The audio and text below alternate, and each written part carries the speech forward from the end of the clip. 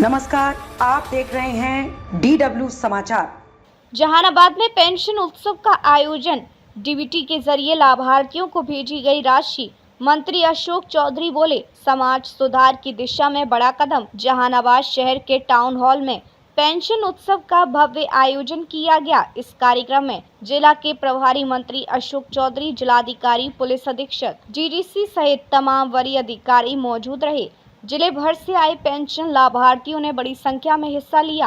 कार्यक्रम के दौरान वीडियो कॉन्फ्रेंसिंग के माध्यम से मुख्यमंत्री नीतीश कुमार ने राज्य भर के पेंशन लाभार्थियों से संवाद किया।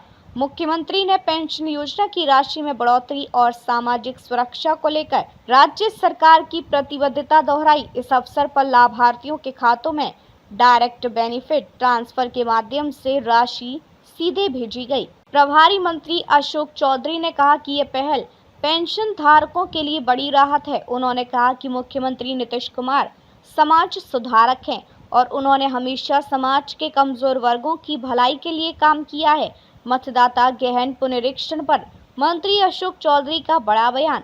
विपक्ष पर भ्रम फैलाने का लगाया आरोप। जहानाबाद में मीडिया से बातचीत में मंत्री अशोक चौधरी ने सुप्रीम कोर्ट के फैसले और मतदाता गहन पुनरीक्षण अभियान को लेकर प्रतिक्रिया दी। उन्होंने कहा, हम चुनाव आयोग के साथ भी हैं और सुप्रीम कोर्ट के साथ भी। सुप्रीम कोर्ट ने आधार कार्ड को वैध मानने की बात कही है। अब इस पर अंतिम फैसला आयोग को करना है। उन्होंने कहा कि मतदाता सूची का गहन पुनरीक्षण जरूरी है ताकि अवैध तरीके से नाम शामिल न हो जाएं। उन्होंने विपक्ष पर निशाना साधते हुए कहा कि विपक्षी दल भ्रम फैलाकर लोगों को बरगला रहा है, जबकि यह पूरी तरह संवैधानिक प्रक्रिया है। सरकारी कार्यक्रम में भूरा बाल साफ करो नारे पर भड़के मंत्री, राजद समर्थकों को कहा हुड़दंग। अतरी में एक सरकारी कार्यक्रम के दौरान राजद समर्थकों द्वारा भूरा बाल साफ करो जैसे नारों पर मंत्री अशोक चौधरी ने कड़ी नाराजगी जताई है।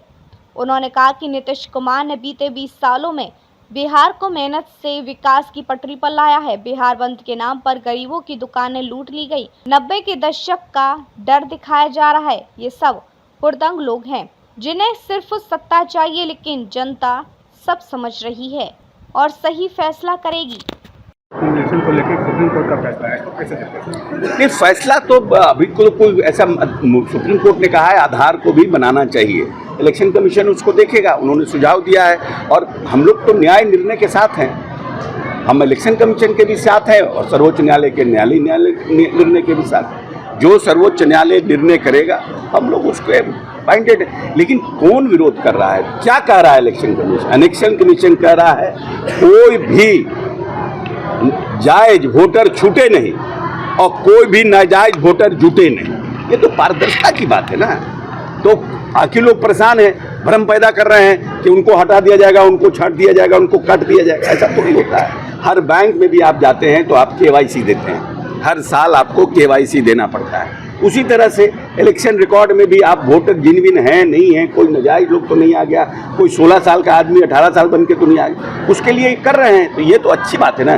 कल भविष्य में 10 साल बाद, 20 साल बाद, 25 साल बाद बिहार हिंदुस्तान में ऐसा होगा कि आप कहीं भी रहिए, आपको पिन कोड आएगा, आप अपने मोबाइल से वोट कर सकिएगा। तो वैसी व्यवस्था बननी चाहिए ना, पारदर्शिता होनी चाहिए ना। सर एक वीडियो वायरल है, इसमें सर विधायक की मौजूदगी में मुखिया पद बोल रहे हैं कि पूरा बाल साफ करो, इस तरह का वीडियो। तो इस पर तो हमने कल बयान दिया है कि ये सब लोग जो 20 साल तक नीतीश कुमार ने जिस खेत को बार बार हल चला करके जोता है और जो हमारी वैमनस्यता थी, जो समाज की वैमनस्यता थी, जातीय उन्माद था, उसको खत्म करने का काम किया।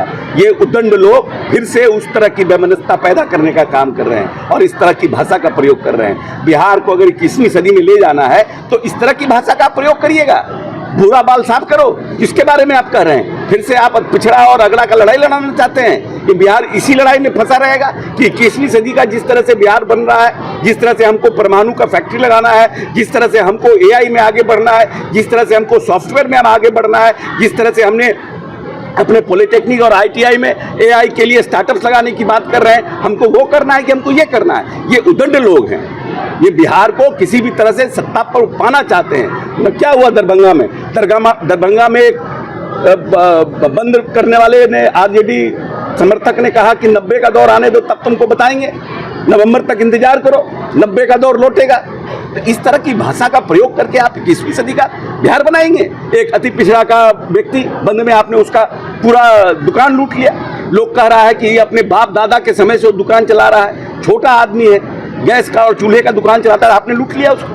ये बिहार है। बंद जन समर्थन से होता है, उदंडता से बंद नहीं होता है। सर एक आखिरी सवाल, नीतीश कुमार अभी संबोधन में अपने कहा कि अब इधर उधर नहीं जाएंगे, इसका क्या? नहीं, लोग भ्रम पैदा करने की कोशिश करता है ना कि कुछ नहीं है, एनडीए में सब ठीक नहीं है। ये आरजेडी वाले सब करते रहते कि इनको तो मालूम है कि हम 20-25 सीट में सिमटेंगे, तो ये सब भ्रम पैदा करते हैं। इसलिए नीतीश कुमार बार बार फर्म होकर कहते हैं हमारा अलायंस अटूट है, हम एनडीए के साथ हैं, एनडीए के साथ रहेंगे। हम समाज सुधार की दिशा में काम कर रहे हैं, विपक्ष सिर्फ भ्रम फैला रहा है, जनता सब देख रही है।